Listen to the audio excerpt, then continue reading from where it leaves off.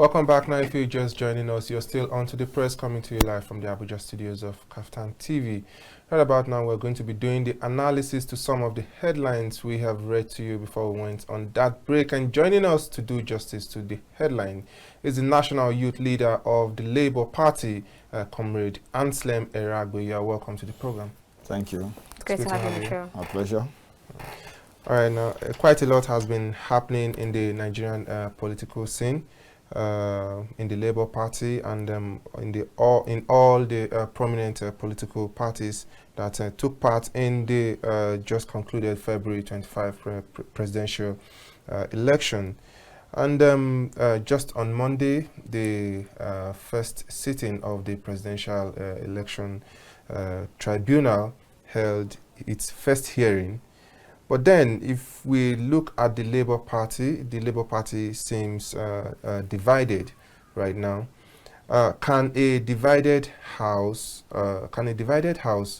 stand in times like this when the party is having a major petition before the tribunal and with so much internal wranglings in the party?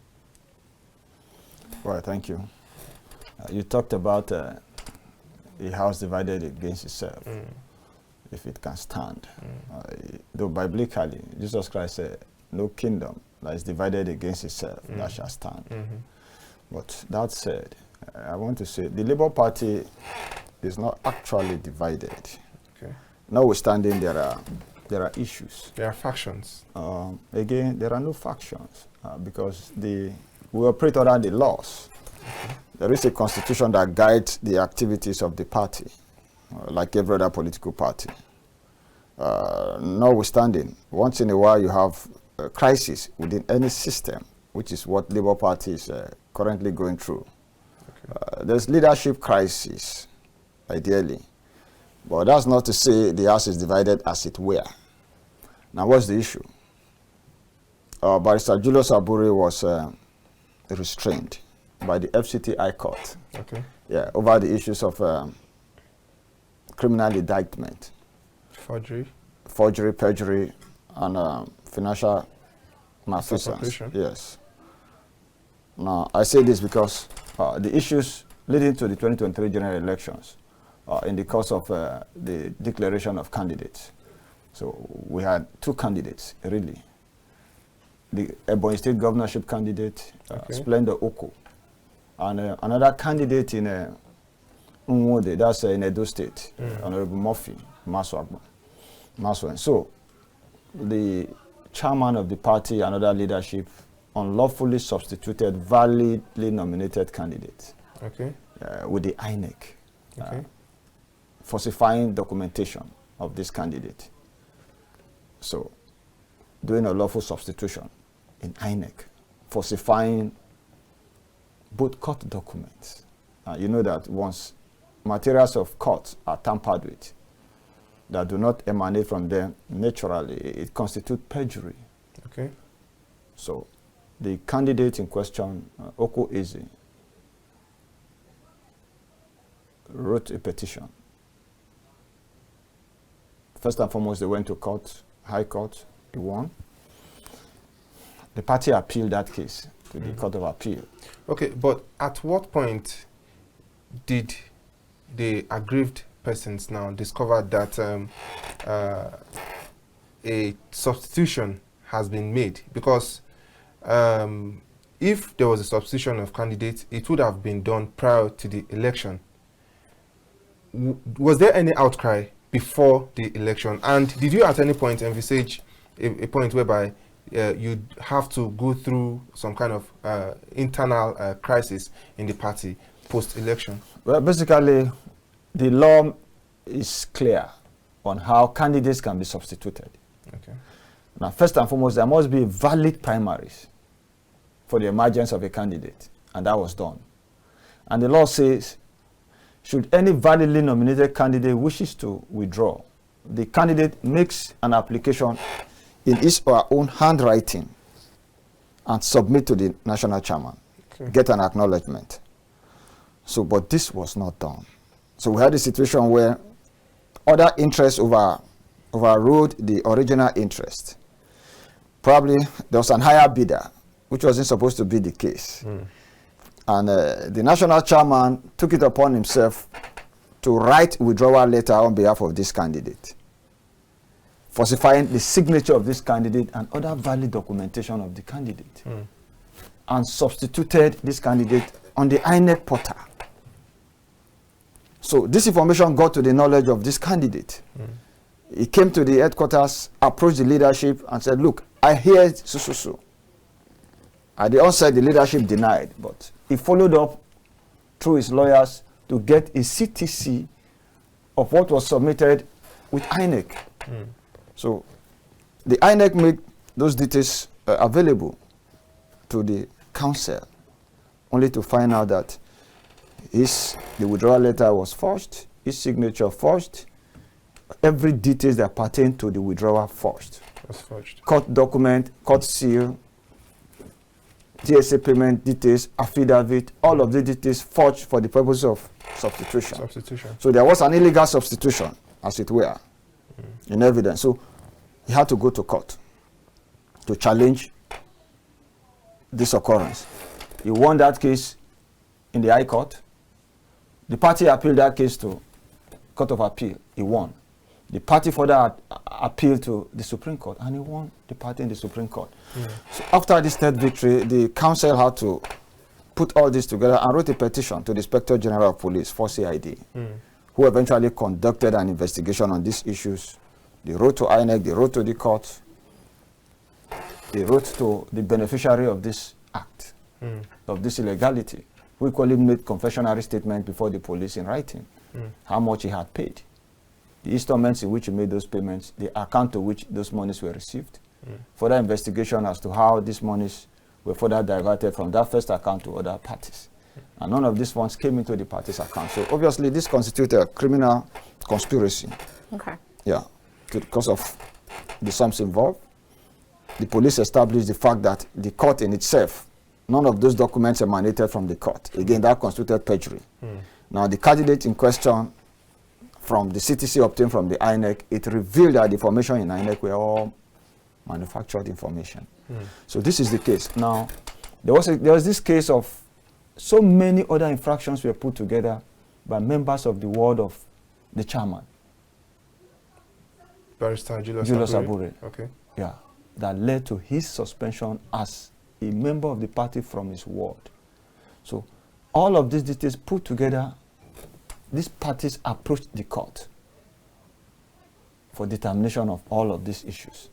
So now quickly, maybe before you go to the next question, now there are two distinctive issues here. We have the issue of the suspension, which himself argued that the NWC, which is the National Working Committee, and the National Executive Council should not implement.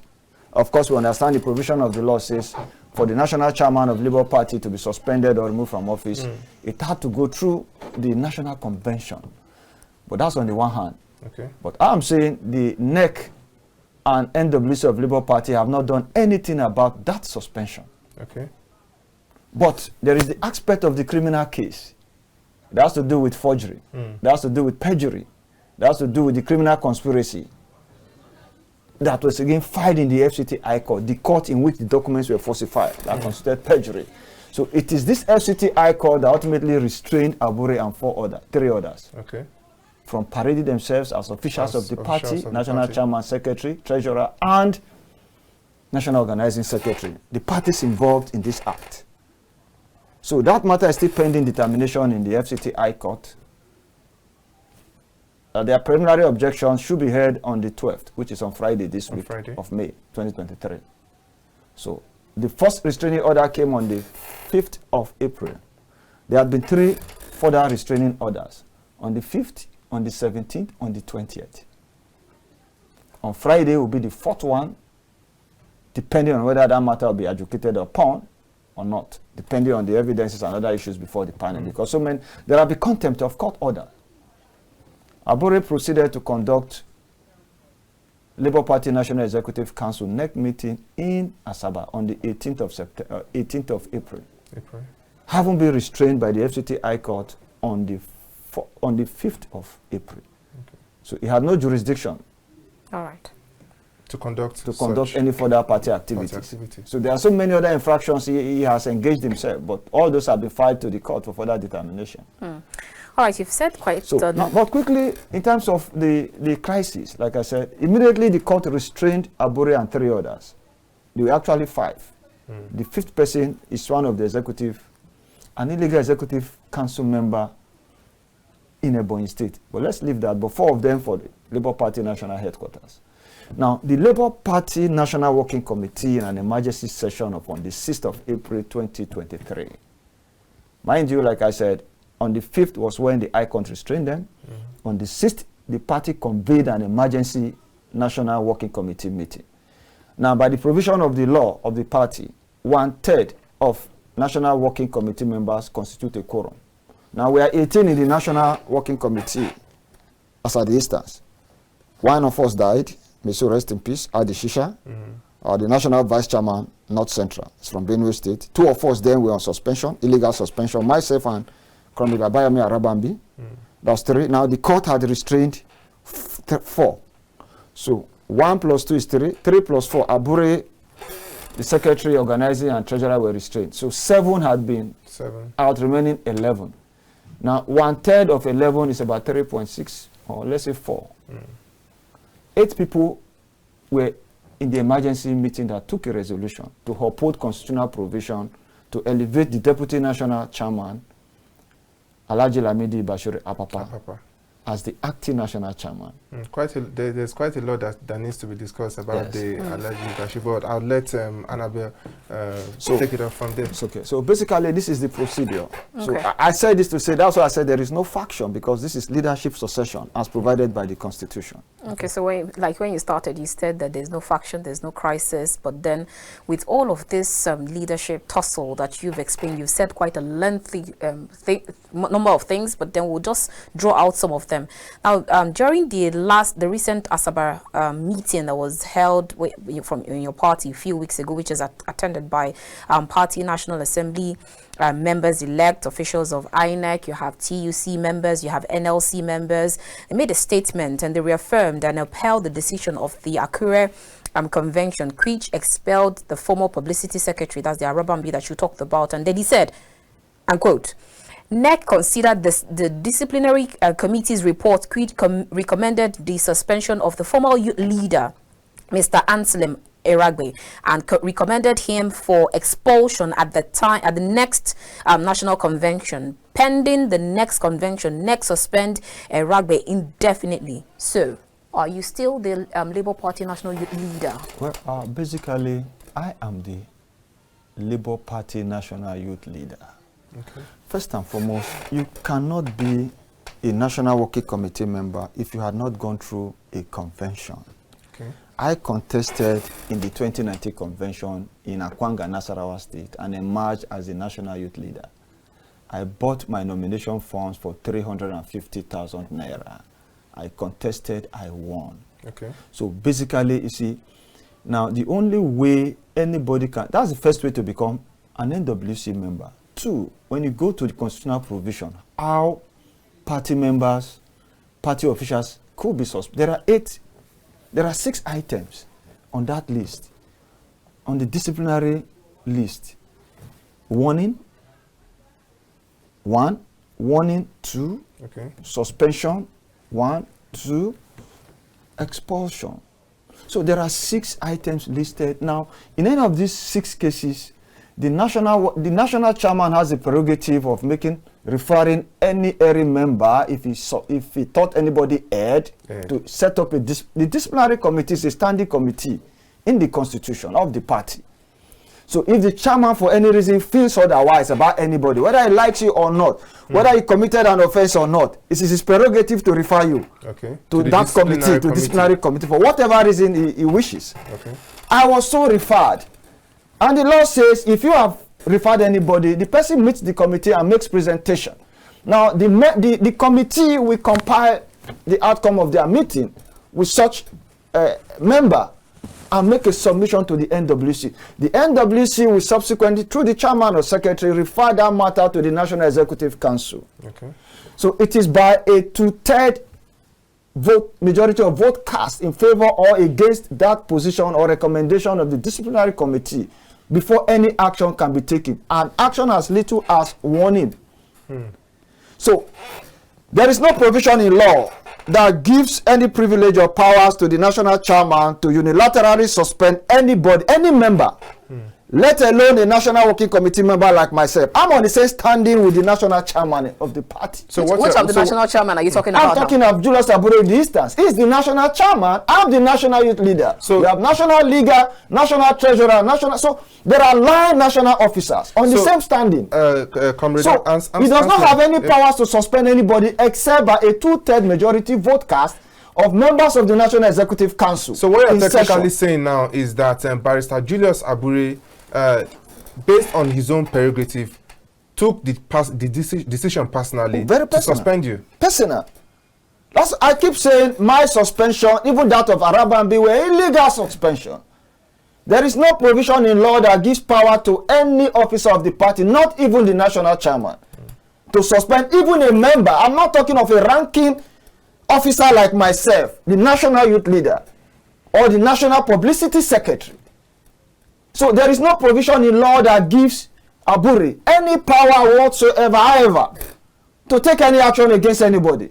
So what he did absolutely was an outright, because like I said severally, Abure boasted that he will suspend me and heavens will not fall.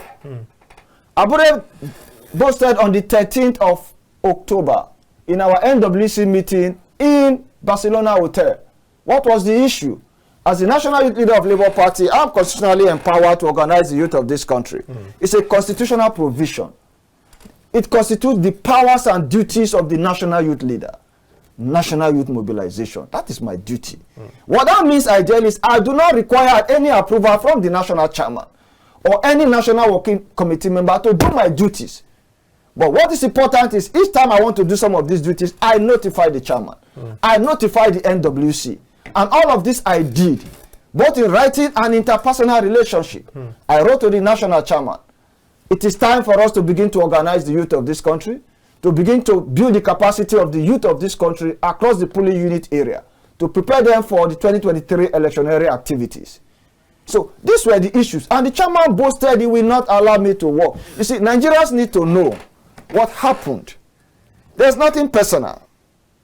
So Abure went this far. Like I said, it's on record. There are living witnesses.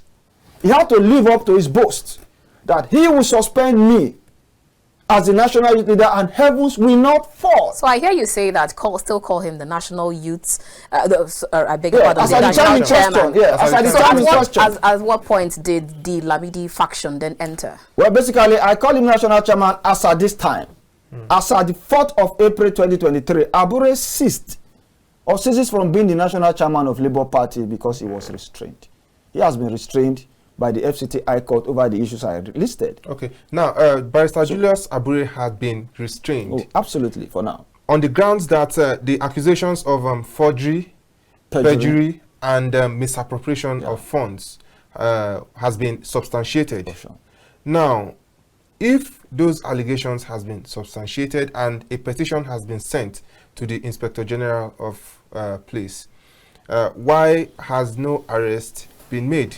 At the very least, some arrests should have been made. That's on one side, and on the other side, there is the Lamidi Apapa side of the story. There is the comrade. There is the Barrister Julius Abure side of the story.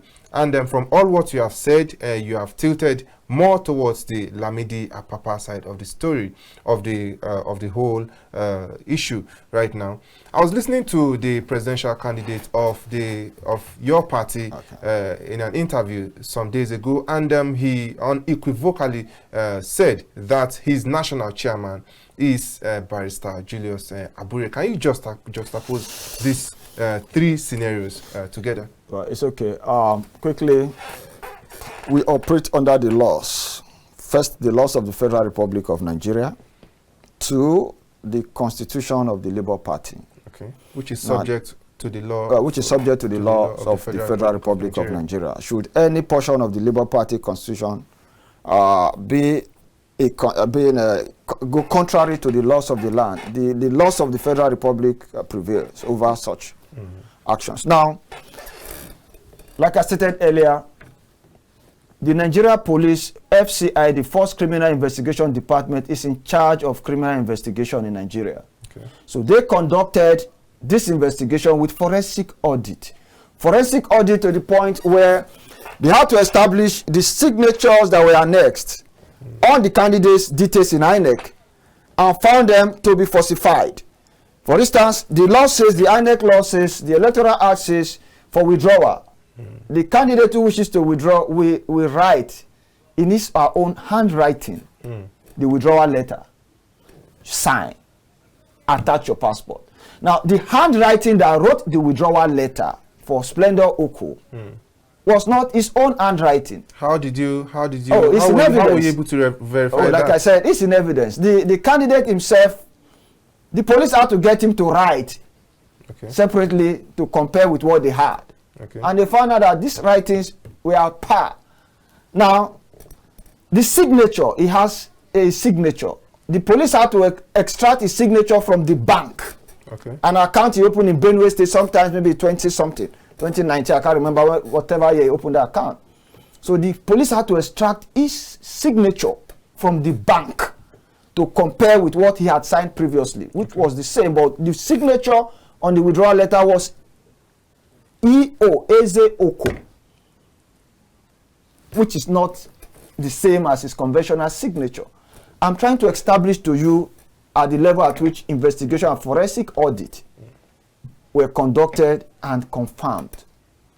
So the handwriting wasn't his, the signature was not his, the membership card annex was not his.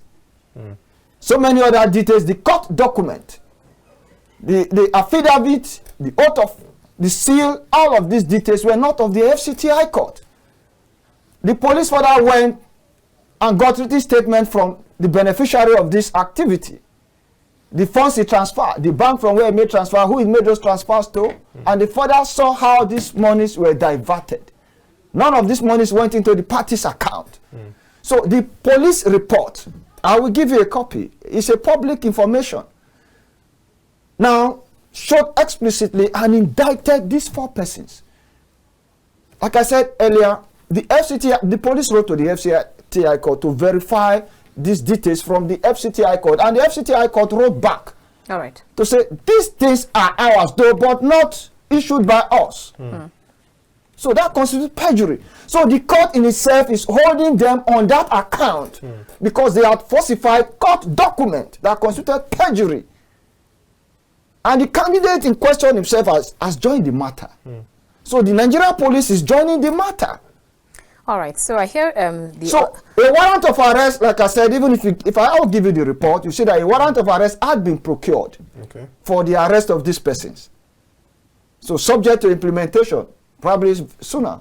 All right. So I hear the other faction, that's the Abure faction, keep saying that they always see you have press conference talking about these things, and this matter is supposed to be sub judice, but then if you have something, if you have evidence, you should bring it forth. But now let's leave all of that and then go back to the elections.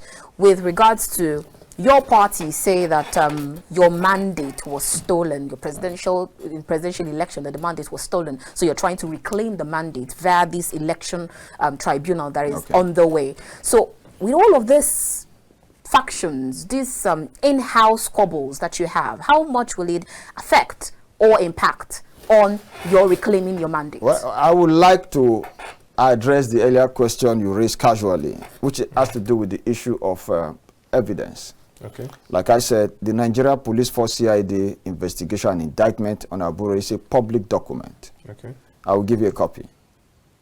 So for all those who are asking for evidence, there's evidence. There's an evidence of indictment. It's in evidence. I'll give a copy. I've made a copy available. So to put that to rest, and the FCTI court had already started taking decision on the strength of its own documents that were falsified by these persons.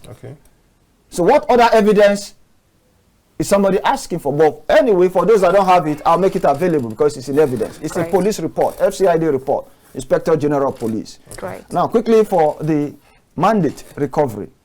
I sympathize with the Labour Party presidential candidate primarily, personally. Personally? Yeah, I sympathize with him because this pain is going through today is not necessary. As the national youth leader of Labour Party, whose duty it is to organize the process to win election, I did. First and foremost, I told you what, and I told the party leadership, that the 2023 general elections were basically going to be electronic. Accreditation, transmission of results. I knew at that point we needed to develop systems to check what was going to happen in the election. INEC on its own developed the INEC IREV portal, the public viewing portal. INEC, that means that solution had its own situation room. I developed for the Labour Party. I funded that process to date. Okay. The party has not paid a dime. I funded 3 ICT solutions. Can you name? Yeah. Now the first one is the Labour Party National Mobilization website. Okay. That has 6 portals. Portal 1 registers the support groups. Portal 2 registers membership and delivers the membership card with 6 unique IDs. There is the situation room component of that system. There is a portal for the registration and accreditation of the polling unit agents. There is a portal for fundraising. Okay. Yeah. Fundraising. That's the global platform fundraising. Now, basically, there are 6 portals, in case if I omit any of the one. Now, there's another one called the Labour Party Election Mobile Application, which is the situation room. There is the display window. Now, these 3 solutions, I initiated, designed, and developed them for the Labour Party. Okay. Now, as I'm talking with you today, not a dime has been paid for this. And the reason we're having this problem is this. I knew from the onset as the youth leader from experience that we needed to take charge of the polling unit areas. That was why the reason for which Abure claimed to have suspended me. This is the illegality, because Abure caused the problem we have today. I said it on Arise TV the other day. Labour Party cannot claim to be able to provide all the from EC8A that emanated from the polling unit across the 176,846 polling units. What did Julius Abure do? What he did was he jettisoned the solution I designed and developed and resorted to using WhatsApp to retrieving from EC8A. And I can tell you that not up to 20-30% of the entire form EC8A across the country were recovered by Labour Party. That was what I said on the Arise TV the other day, that this solution is still with me. The solution that is needed to retrieve all of this is with me. The key is with me. So I did everything for the party to utilize it, but they ran away from the truth. So today we are stuck in the same crisis, and I say it again today. Unless that is done, we may keep chasing shadows even in the tribunal. So is there a solution that is still with you? Yeah, that the solution is still with me. And just to add to what Annabel just said now, from all you have said now, it feels like you saw the defeat coming. You saw the defeat coming. Already the issue is already before the tribunal right now. But you just said the solution is still with you. Considering the portals you have built, can you still retrieve those from EC8As you just talked about? And you have expressed your sympathy with Mr. Peter Obi, who is trying to reclaim the mandate at the moment. Where is the Lamidi Apapa faction standing as regards the tribunal right now? Yeah, thank you. You see, let me say this, that's why I said earlier that there is no division in the Labour Party. The Labour Party is one entity. Yeah, but then the Barrister Abure is still obviously parading himself as the Labour Party chairman. Lamidi Apapa is still parading himself as the Labour Party chairman, and you associate more with the Lamidi Apapa association. So there's no way we cannot assume now that there's no faction in the Labour Party. So you may want to it's okay. shed more light. We cannot probably stop using the word faction, maybe. But as a party man, as a law-abiding citizen of this country, as a man who upholds the tenets and provisions of the Constitution, as an insider, I want to speak from an insider's perspective to the world, other than the false impression that is out there. Now, for instance, the Labour Party is in the court, Presidential Election Petition Tribunal, aiming to reclaim each stolen mandate.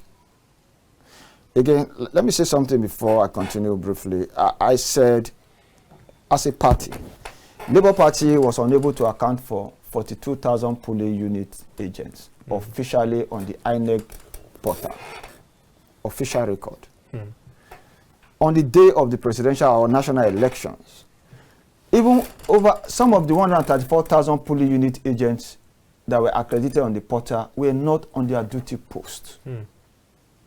Now, a lot of spirited Nigerians took upon themselves that duty, who today have most of those from EC8A that is needed to be uploaded on the Labour Party election mobile application situation room for comparison, download sorting with the INEC IRF portal, polling unit by polling unit to ascertain what actually transpired and to come up with a summary of solution. And I've said severally, I've made a lot of overture to our presidential candidate and those close to him to say, this is the way to, and I'm still saying it, I've said it severally. It all depends on the length of time remaining between now and probably judgment.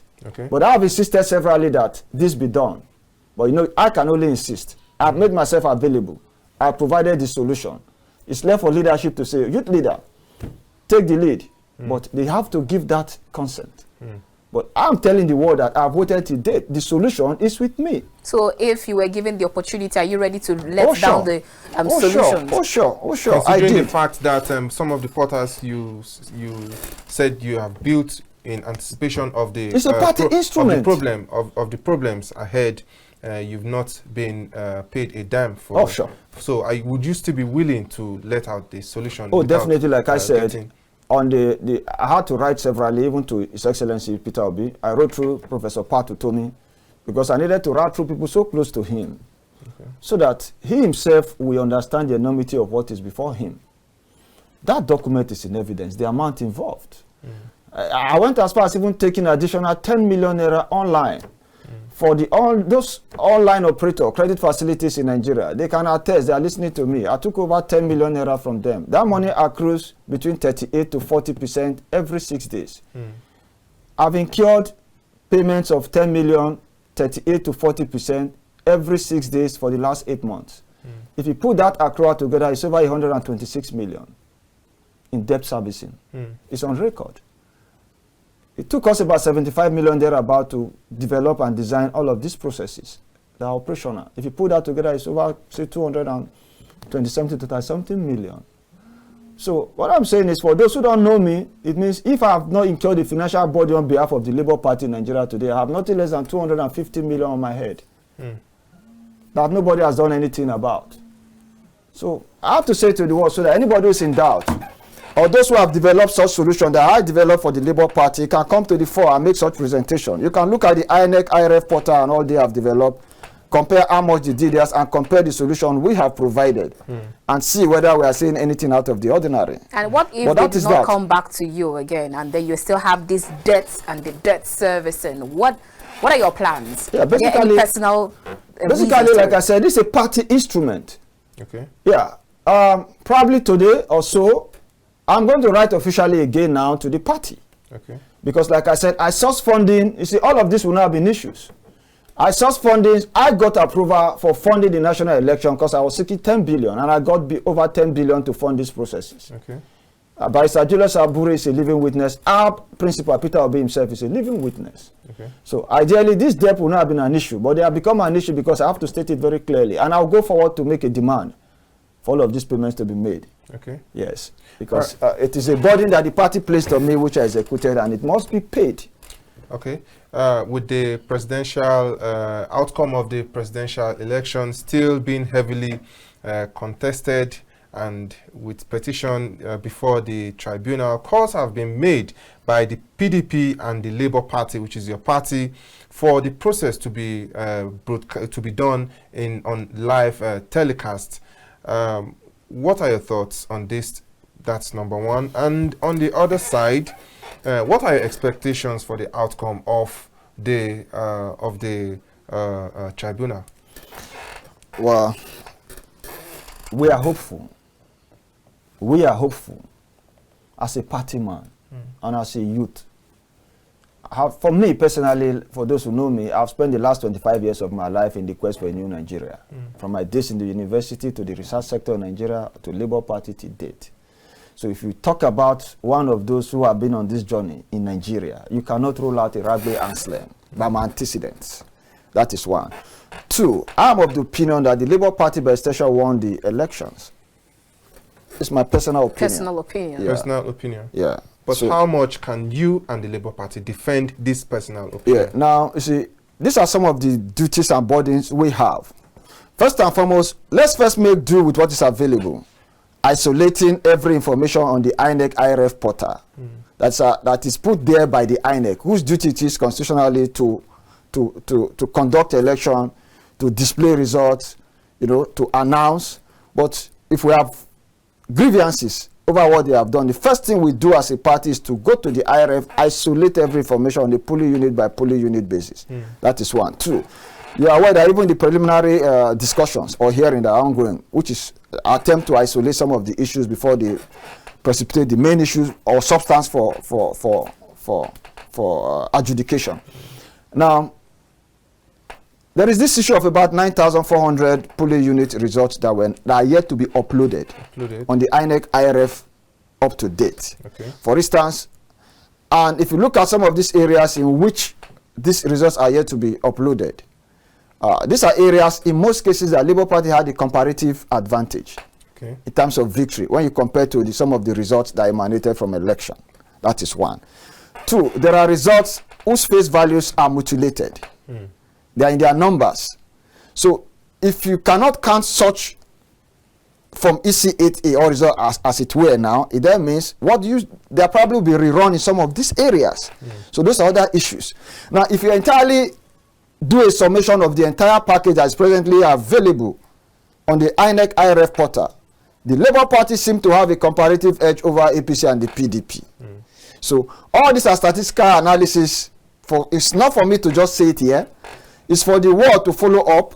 So we're of the opinion that in this presidential election petition, let it be made a live broadcast, for instance, so that the world can follow. Because it's a public information. There is no more secret. So the Labour Party is hopeful now concerning Lamidi Apapa, like you said. The Lamidi Apapa is the acting national chairman of the Labour Party. Now you are aware that in the preliminary on Monday, Abure was not recognized by the judges, for instance, those there as the chairman of the party, of the tribunal. So he wasn't acknowledged as the chairman of the Labour Party because they are aware that he has been restrained. Even though Obiora Ifo went forward, Obiora himself has been suspended by this legitimate NWC over his own activities and conduct. Now, some of us who ordinarily should be there were not there because of other engagements. So, Alhaji Lamidi Apapa, he lives in the southwest.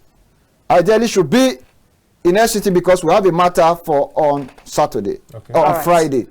So I'm supposed to be there today with other NWC members. So what I'm saying is, it's our duty and responsibility. If you call on the Labour Party leadership today, there is one leadership headed by Alhaji Lamidi Bashir Apapa, the acting national chairman. All right, thank you so much, sir. Pending the determination of all of these processes. However, so again, our tenure has been extended by 6 months. Arising from the National Executive Council meeting that took place on the 3rd of May 2023 in Bauchi. All right. Yeah. Thank you so much. We'll have to let you go. Time has been fast spent. Thank you so much, Comrade Anslem Eragbe. It's been a wonderful time having this talk with you. It's my pleasure always. All right, viewers, before we leave your screens, let's take one story from social media. 95-year-old man marries teenage girl in Abuja community. It is quite sad. And then you have someone who said, hard to believe to some. Let me assure you that it is real. Happy marriage in advance. To the code 5523. Venue was in Dongorua under Gwau in Abaji area cancelled FCTs. Child marriage, we keep talking about child marriage, but it is still happening. It's quite sad. That's leave it there for the press this morning. Our time is fast spent. We'll definitely see you again tomorrow. Keep watching KAFTAN TV. Till I come your way again from the nation's capital, Abuja, I am Annabel Orji. And I am Francis Adeniyi. Do well to have a beautiful day ahead.